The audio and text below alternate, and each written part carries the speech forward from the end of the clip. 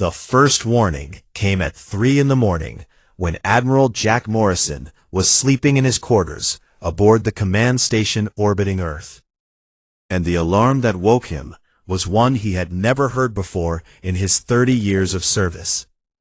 He rushed to the bridge, where his officers were already gathered around the main display screen, their faces pale with shock and disbelief as data streamed in from the outer colonies. "What is happening?" he demanded, but he could already see the answer in the red symbols spreading across the map like a disease. Colony 4 was gone, its orbital stations reduced to debris fields, and its surface cities burning under bombardment from ships that had appeared without any warning at all. The Velthari had come, and they had come for blood. Commander Nathan Cole turned from his station with horror in his young eyes and said, "Sir, we are receiving distress calls from Colony 6 and Colony 9 as well. The Velthari fleet is massive, and they are hitting multiple targets at once." Morrison felt his heart turn to ice in his chest, because he understood immediately what this meant. This was not a border dispute or a show of force, but a full invasion designed to cripple humanity before they could even respond. The Velthari Dominion had ruled most of the Orion Arm for 10,000 years, and they had always looked at humans with contempt, seeing them as weak and primitive newcomers who had spread too far, too fast. But no one had expected this, not an attack of such scale and brutality without any declaration of war or attempt at negotiation. Within the first hour, the death toll passed 100 million souls, and Morrison could do nothing but watch as the reports flooded in. Colony 4 had held 800 million people, and now it was a graveyard of ash and melted steel. He gave the order to mobilize the defensive fleet, but he already knew it would not be enough, because the Velthari technology was centuries ahead of anything humanity possessed. Their ships were faster, and their weapons hit harder, and their shields could absorb punishment that would destroy human vessels in seconds.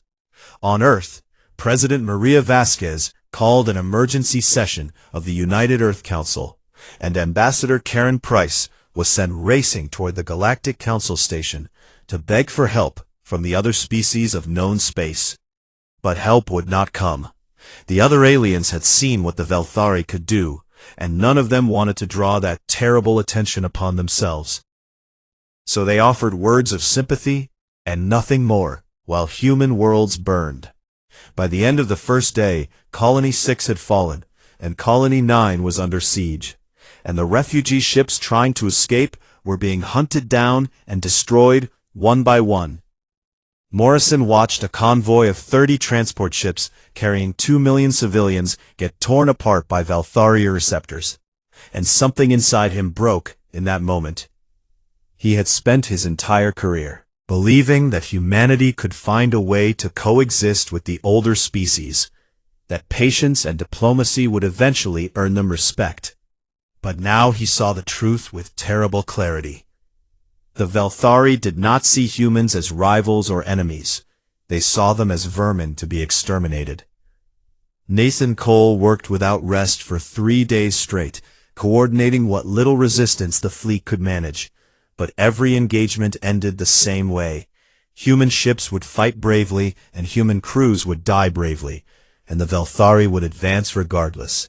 At the Battle of the Kuiper Line, humanity threw everything they had at the invading fleet. 200 warships crewed by the finest officers Earth had ever produced faced the Velthari Armada in a desperate attempt to buy time for the inner planets. The battle lasted 4 hours, and when it was over, only 11 human ships remained. The Velthari lost 6 vessels. Morrison received the casualty reports with a face of stone, but inside he was screaming, because every number represented a name, a family, a life that had trusted him to keep them safe. And he had failed. Ambassador Price stood before the Galactic Council in their grand chamber, surrounded by representatives of a dozen species, and she pleaded for intervention with tears streaming down her face. 3 billion of my people are dead, she said, with her voice breaking. How many more must die before you act? The Velthari ambassador, a tall creature with gray skin and eyes like black pools, spoke with cold amusement. Your species expanded beyond your ability to defend yourselves, and now you face the natural consequence of that arrogance. The strong consume the weak, and this is the way of the universe. The other species looked away in shame, but none of them spoke in humanity's defense. Price returned to Earth with nothing but empty promises, and by the time she arrived, the outer defensive stations had fallen, and the Velthari fleet was passing Mars. In Geneva, in a building that officially did not exist, Dr. Lisa Hartwell received a call that she had prayed would never come. She was the keeper of humanity's oldest and darkest secret, a secret that had been passed down through generations of scientists sworn to silence, and now she was being summoned to speak that secret aloud. As she made her way to the emergency bunker beneath the city, she thought about what was about to happen, and a cold fear settled in her bones. Not fear of the Velthari, but fear of what humanity would become once this door was opened. General Derek Walsh met her at the entrance with grim determination on his weathered face. The president is waiting, he said. It is time. Hartwell nodded and walked into the chamber where the most powerful people on Earth sat in desperate silence. They had tried everything else, and now 3 billion humans were dead, and millions more would follow, unless something changed. Morrison appeared on the main screen from his command station, his eyes hollow with exhaustion and grief. The Velthari commander has broadcast a message, he reported. He says Earth has 1 week to surrender, or they will reduce our homeworld to rubble. He says there is nothing we can do to stop them. President Vasquez looked at Dr. Hartwell and asked the question that would change everything. Doctor, is it true what they say about the old research, about what we found in our own DNA? Hartwell took a deep breath and felt the weight of 200 years of secrecy pressing down on her shoulders. Yes, Madam President, she answered. It is true, and if you give the order, we can wake it up. The room fell silent as the leaders of humanity faced a choice that no one should ever have to make. They could die as they were, or they could become something else entirely. Outside, the stars burned cold and distant as the Velthari fleet drew ever closer to the blue marble called Earth. The bunker beneath Geneva had been built in 2089, and very few people knew it existed.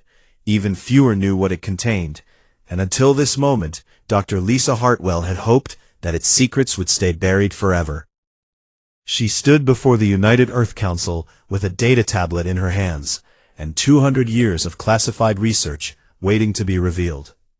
What I am about to tell you was discovered during the first complete mapping of human DNA, she began, her voice steady despite the fear coursing through her veins. Our scientists found something that should not have been there, something that defied all understanding of human evolution. President Vasquez leaned forward with desperate hope in her eyes, because 3 billion people were dead and millions more would join them unless a miracle appeared. Hidden within our genetic code are dormant sequences that do not match anything else in our biology, Hartwell continued. They are not mutations or errors. They are something else entirely. They are deliberate insertions, coded with a precision that suggests they were placed there by design. General Walsh frowned and asked, "Placed there by whom?" "We do not know," Hartwell admitted. "The sequences are millions of years old, far older than modern humans, and whoever or whatever put them there left no other trace." She pulled up images on the main screen, showing complex genetic patterns that twisted and spiraled in ways that seemed almost alien. When these sequences are activated, they trigger a complete transformation of the human body. The process takes approximately 72 hours, and it changes everything from cellular structure to neural pathways. "Changes how?" Vasquez demanded. Hartwell paused, because this was the part that haunted her nightmares. The subjects become stronger, faster, and more resilient than any human has a right to be. Their reflexes accelerate to superhuman levels, and their bodies can heal from wounds that would kill an ordinary person. But that is not all. She brought up footage from experiments conducted long ago, footage that had been locked away in vaults that were never supposed to be opened. The video showed a man in a reinforced chamber, his body twisted with newly formed muscle, and his eyes glowing with an inner light that seemed almost predatory. Guards entered the chamber with weapons drawn, and what happened next made several council members look away in horror. The transformed man moved like liquid shadow, faster than the eye could follow, and within seconds, every guard was down. The transformation also affects the mind, Hartwell said quietly.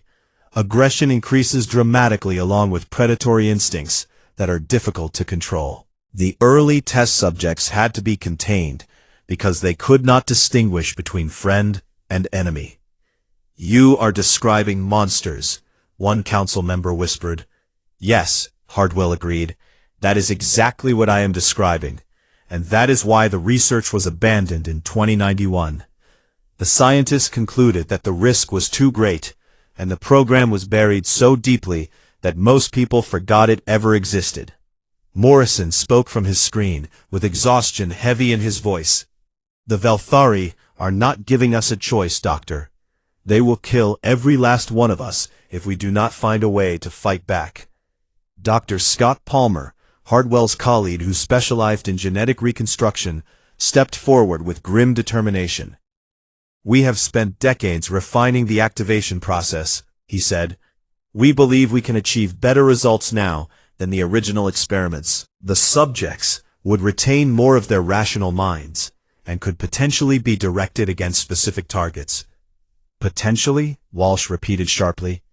"There are no guarantees," Palmer admitted, "but our models suggest a success rate of approximately 82%. The subjects would maintain enough self-control to follow orders and recognize allies." "And the other 18%?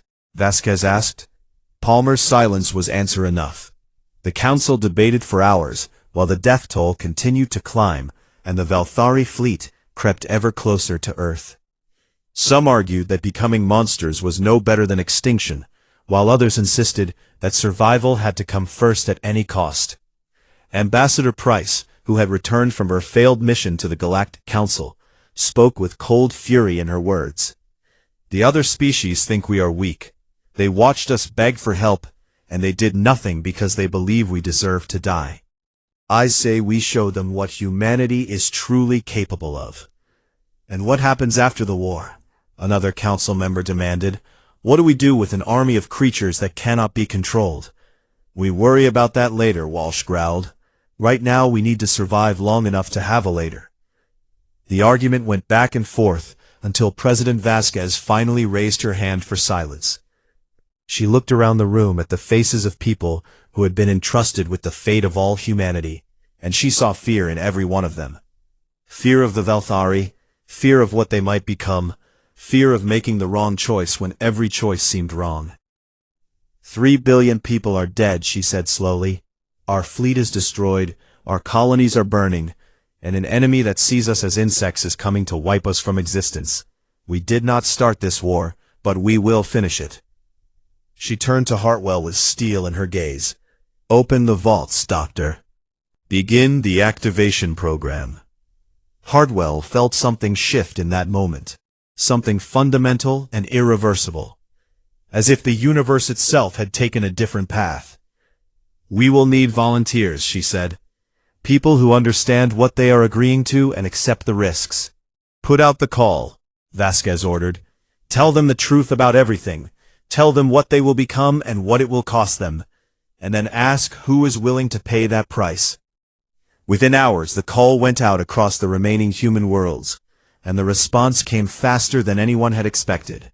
Soldiers and civilians, men and women, people who had lost everything and people who simply refused to watch their species die. They came forward by the thousands.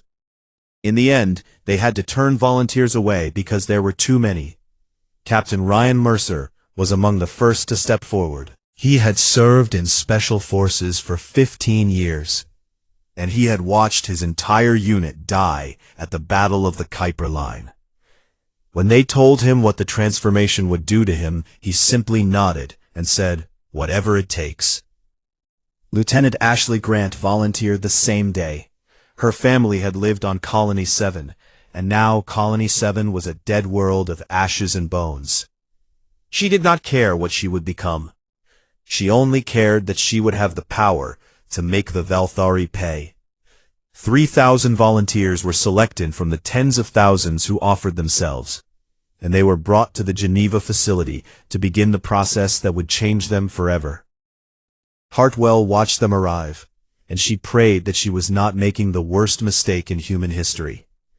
But somewhere deep inside she knew that the real question was not whether this was wrong. The real question was what kind of monsters they would create. The transformation chambers were cold and sterile, and filled with the sound of machinery that hummed with terrible purpose. Captain Ryan Mercer lay on a metal table as technicians attached sensors to his body and prepared the injection that would change everything he was. Dr. Hartwell stood beside him, with concern written across her face. "There is still time to change your mind," she said softly. Ryan shook his head and smiled, despite the fear that churned in his stomach. "My unit died buying time for refugees that the Valthari killed anyway. If becoming a monster means I can stop that from happening to anyone else, then sign me up." Hartwell nodded and stepped back as the injection was administered. The pain began almost immediately. It started as a burning sensation in his blood that quickly spread to every cell in his body, and Ryan screamed as his DNA began to rewrite itself according to instructions that had been dormant for millions of years. In chambers throughout the facility, 3,000 other volunteers were experiencing the same agony, their bodies breaking down and rebuilding into something new. Lieutenant Ashley Grant did not scream. She gritted her teeth and focused on the faces of her family, her mother and father and younger brother, all of them gone in the fire that consumed Colony 7. The pain was nothing compared to the emptiness she carried inside, and she welcomed the transformation as a gift that would let her fill that emptiness with vengeance. The process took 72 hours, and not everyone survived. 540 volunteers died as their bodies rejected the changes, their systems overwhelmed by a transformation too radical for their flesh to endure. The others emerged changed in ways that were difficult to describe. Ryan woke on the third day and immediately knew that something fundamental had shifted within him. The world seemed slower than before, as if time itself had become thick and heavy, and he could see details that had been invisible to his old eyes. The dust particles floating in the air, the tiny vibrations of the floor, the heartbeat of the guard standing 20 meters away. He sat up and looked at his hands, which seemed the same, but felt completely different, filled with a strength that he knew could crush steel if he willed it. "How do you feel?" Hartwell asked from behind a reinforced observation window. Ryan considered the question carefully, because the answer was complicated. Part of him felt more alive than ever before, his senses sharp and his body humming with power that begged to be unleashed. But another part of him, a darker part, was hungry for something that he could not quite name. "I feel ready," he said at last. Ashley Grant emerged from her chamber with eyes that had changed color, shifting from brown to a pale gold that seemed to glow in dim light. She moved with a fluid grace that was almost inhuman, every step precise and predatory, and when she spoke, her voice carried an edge that had not been there before. "When do we fight?" she demanded. The newly transformed soldiers, who came to be called the Awakened, were put through accelerated testing to assess their capabilities. The results exceeded every prediction. They could run faster than any vehicle designed for human transport, and they could lift weights that would crush ordinary bones. Their reflexes were so quick that they could catch bullets in mid-flight, and their bodies could heal from wounds that would be fatal to normal humans. But it was their combat ability that truly shocked the observers. In simulated battles against elite human soldiers, the Awakened were untouchable, moving through enemy formations like ghosts made of violence, striking before anyone could react, and vanishing before anyone could respond. Ryan found himself slipping into a mental state during combat that was both terrifying and exhilarating.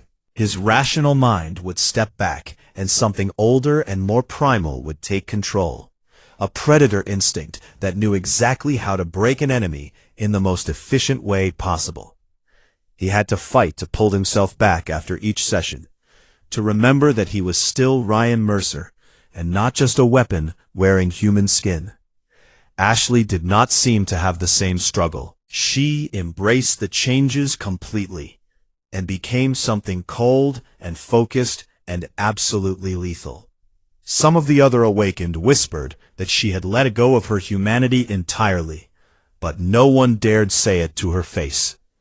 Meanwhile, the Velthari continued their advance. Luna Base, the last major defensive position between Earth and the enemy fleet, was under siege, and conventional forces could not hold it for more than another 48 hours. Admiral Morrison made the call to deploy the Awakened before all testing was complete.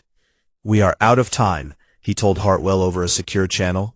"Either your people perform a miracle, or we lose everything."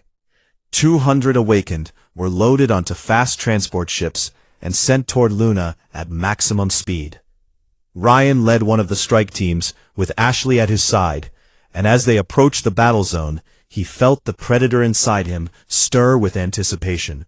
The Velthari had landed 10,000 elite ground troops on Luna, and they were systematically destroying the human defenders.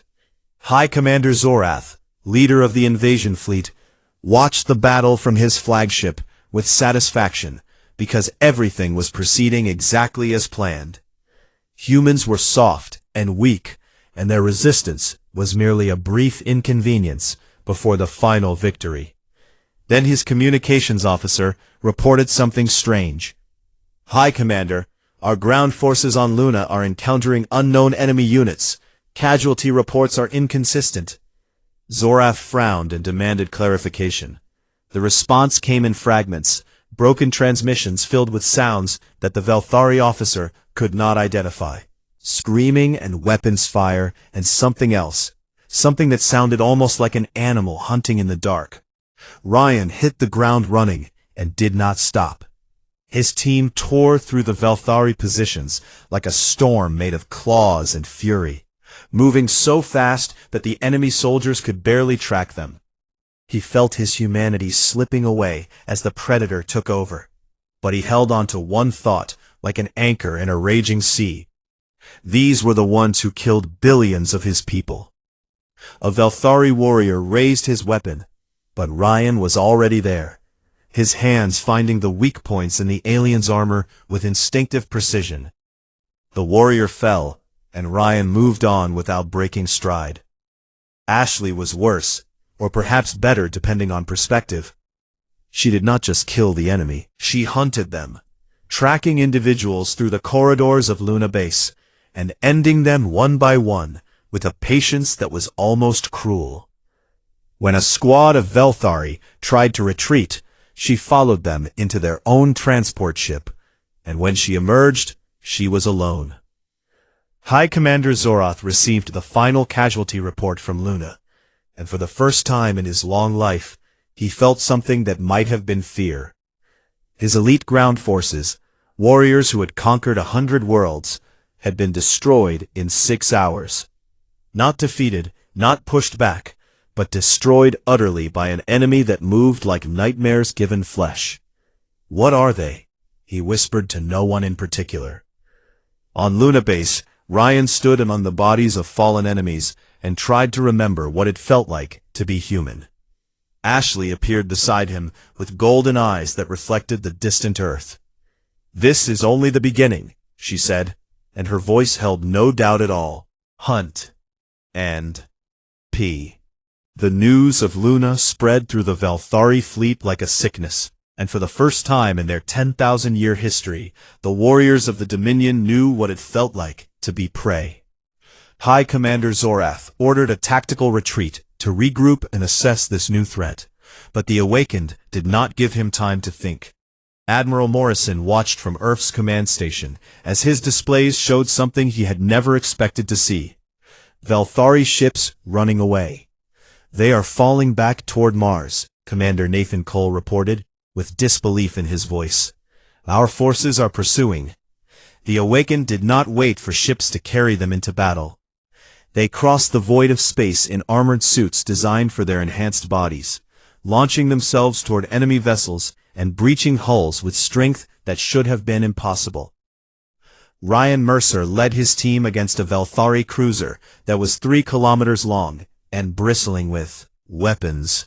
The ship's point defense systems tried to track the incoming Awakened, but they were too fast and too small, weaving through fields of fire that would have shredded any normal assault force. Ryan hit the hull at a speed that would have killed a normal human, and his enhanced body absorbed the impact without damage. His claws, which had grown during the transformation and could cut through reinforced steel, tore through the armored plating like it was paper. Inside the ship, the Velthari crew scrambled to respond, but they had never faced anything like this. The Awakened moved through the corridors with terrifying efficiency, their predator instincts guiding them toward the vital systems that kept the vessel running. Nathan Cole observed the battle from a nearby human frigate, and what he saw would haunt him for the rest of his life. He watched an Awakened soldier take 17 direct plasma hits, wounds that punched through her armor and should have been instantly fatal, and she kept fighting until every enemy in the corridor was dead before her body finally began to heal. "What did we create?" he whispered. Ryan found the bridge of the cruiser and the Velthari commander who waited there with a weapon in his hands. The alien fired 3 times, and each shot found its mark. But Ryan barely slowed as his body regenerated around the wounds. "Your kind killed 3 billion of my people," he said, in a voice that was more growl than speech. "Did you think there would be no answer?" The Velthari commander died quickly, which was more mercy than he deserved. Within hours, the cruiser was a drifting wreck, and the Awakened had moved on to their next target. Ashley Grant pursued a Velthari admiral across 3 star systems after the alien fled the battle in a fast courier ship. She commandeered a human interceptor and pushed it beyond its design limits, tracking her prey through jump after jump. Without rest or hesitation, the admiral tried everything to shake her. He changed course randomly. He laid traps. He even broadcast surrender signals, but nothing worked. Ashley found him hiding in an asteroid field at the edge of a dead system, and when she boarded his ship, he tried to bargain for his life. "I can give you information," he pleaded. "Fleet positions, defensive codes, anything you want." Ashley considered his offer for exactly 1 second before she ended him. Word of the Awakened spread beyond the war zone and reached the other species of the Galactic Council. The aliens who had refused to help humanity now watched in horrified fascination as the tables turned completely. The Velthari, who had been the most feared power in known space, were being hunted through their own territory by creatures that seemed to come from nightmares.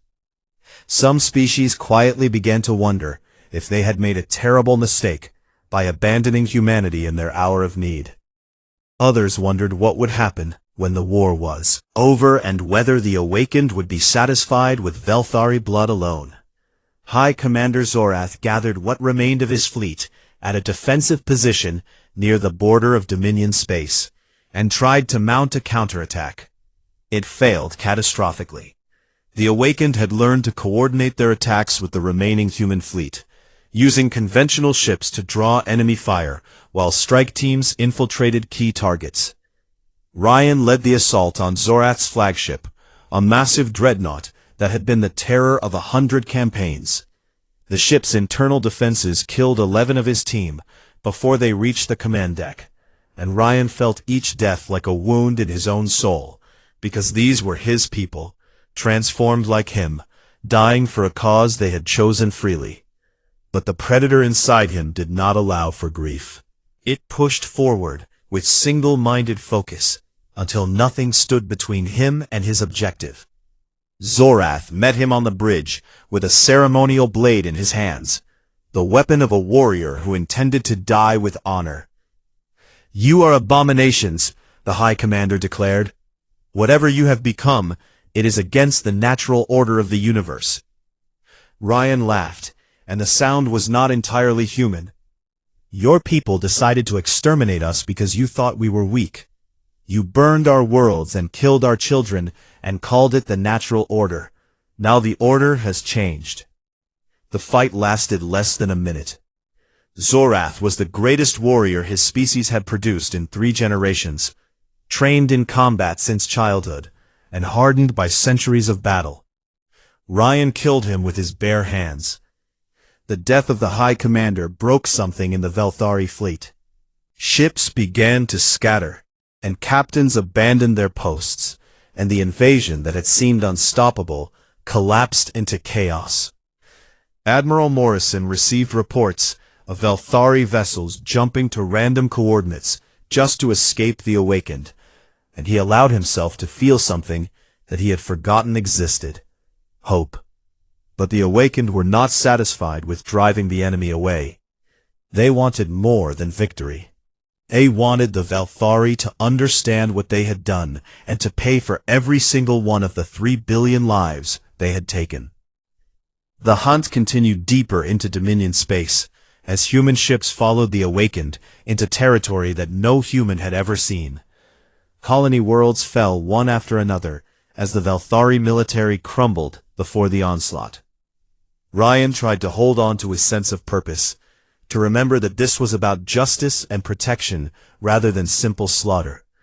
But the predator inside him whispered that there was no difference, that hunting and justice were the same thing when your prey had earned death 1 billion times over. Ashley had stopped pretending that she was anything other than what she had become. She killed without hesitation and without remorse, and she was very good at it. Some of the other Awakened looked at her with something like fear, because they could see where she was headed, and they were not sure they wanted to follow. The war that had begun with humanity on the edge of extinction had become something else entirely. Now the monsters were loose among the stars, and the question was no longer whether humanity would survive. The question was what kind of species they would be when the killing finally stopped. The Velthari homeworld hung in space like a blue and silver jewel, beautiful and ancient, and home to 12 billion souls who had never known defeat until now. The human fleet surrounded the planet in a ring of steel and fire, and aboard the lead ship, Ryan Mercer stood at a viewing port and felt the weight of a decision that would define humanity forever. Ashley Grant appeared beside him, with her golden eyes fixed on the world below. "Give the order," she said in a voice that held no doubt. "They killed 3 billion of us. We should return the favor." Ryan did not answer immediately, because 2 voices were warring inside his head. The predator wanted what Ashley wanted. It hungered for the final hunt, for the satisfaction of ending the species that had started this war. But somewhere beneath the predator, there was still a man named Ryan Mercer, and that man remembered what it meant to be human. "If we do this," he said slowly, "we become exactly what they called us: monsters without conscience, killers without limits." "They made us this way," Ashley shot back. "They forced us to become this. Why should we hold back now, when victory is within reach?" Because holding back is what separates justice from murder. The argument spread throughout the Awakened forces as they debated what to do with their fallen enemy. Some agreed with Ashley that total destruction was the only appropriate response to what the Velthari had done. Others sided with Ryan, and argued that humanity had to prove it was better than the aliens, who had tried to exterminate them. Admiral Morrison contacted Ryan directly, with President Vasquez on the channel. "The decision is yours," Vasquez said, and her voice was heavy with exhaustion and grief. "You and the others have earned that right with everything you sacrificed. Whatever you choose, we will support you." Ryan closed his eyes and searched inside himself for an answer. The predator was still there, still hungry, still demanding blood. But he also found something else. The memories of who he had been before the transformation, the values he had fought for, the belief that humanity meant something more than survival at any cost. He opened his eyes and spoke to Ashley and to all the awakened who could hear him. 3 billion people died because the Veltari believed they had the right to decide who lives and who dies. If we destroy their world, we are saying the same thing. We are saying that power gives us the right to exterminate. They deserve it, Ashley insisted. Maybe they do, Ryan agreed, but we do not deserve to become what they were. We are better than this, Ashley. Somewhere inside you, underneath what the transformation did to us, you know we are better than this. For a long moment, Ashley stared at him with those inhuman golden eyes, and Ryan could not tell what she was thinking. Then she turned away, and when she spoke, her voice was cold and final. "You want to spare them? Then spare them. But do not expect me to stay and pretend that mercy means anything in a universe that rewards only strength. Some of us remember what they took from us." She gathered a faction of awakened who shared her view, and they departed into deep space, unable to accept a peace that felt like betrayal. Ryan let them go because he understood their pain, even if he could not follow their path. The Velthari surrendered unconditionally. Their military was dismantled, their fleet reduced to a fraction of its former strength, and their leaders brought before a tribunal to answer for the genocide they had ordered. The terms were harsh, but the Velthari species survived. The Galactic Council watched all of this with a mixture of relief and terror, because they had seen what humanity could do, and they knew that the balance of power had shifted forever. Remember that fear the next time you think about treating any species as less than worthy of respect. Remember what happens when you push someone too far. No one argued with her. Dr. Hartwell worked for years to develop a process that could reverse the transformation, and many of the awakened chose to return to what they had been before. Traces of the change remained, memories and instincts that would never completely fade. Ryan Mercer chose not to reverse his transformation. He had accepted what he had become, and he believed that humanity needed guardians who remembered the price of the war, protectors who could ensure that nothing like this ever happened again. He was stationed at a remote outpost on the edge of known space, watching the stars and waiting for threats that might never come.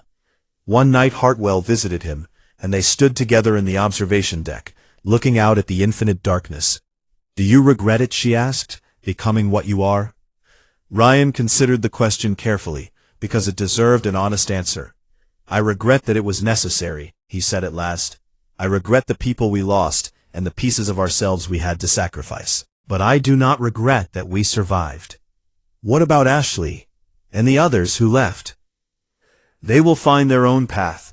Maybe someday they will find peace, or maybe they will wander forever searching for enemies to fight. Either way, they paid the same price we all paid." Hartwell nodded, and they stood in comfortable silence for a while. Then she pulled out a data tablet and showed him something that made his enhanced senses sharpen with sudden alertness. "We detected this signal 3 months ago," she said. "It came from outside the galaxy, from somewhere very far away, and it was responding to the activation of your dormant genes." Ryan looked at the data and felt a chill that had nothing to do with the cold of space. The signal was old, impossibly old, and it carried a pattern that seemed almost like recognition. Someone put those genes inside us millions of years ago, Hartwell continued. We always wondered why, and now I think they know we finally woke up. Ryan stared out at the stars and wondered what was coming. The war with the Velthari had revealed what humanity could become when pushed to the edge of extinction. But perhaps that war had been only the beginning, a test or a trigger for something much larger that was waiting in the darkness between galaxies. Whatever came next, humanity would face it together. They had proven that they could become monsters when survival demanded it. Now, they would prove that they could be something more. The universe had learned to fear humanity, and that fear would keep them safe for a long time. But Ryan Mercer stood watch anyway, a monster who had chosen to become a guardian, a reminder to anyone who might threaten his species that humanity would never be weak again. The stars burned cold and distant, and somewhere out in the void, an ancient intelligence stirred and turned its attention toward a small blue world called Earth. The story was not over. It was only beginning.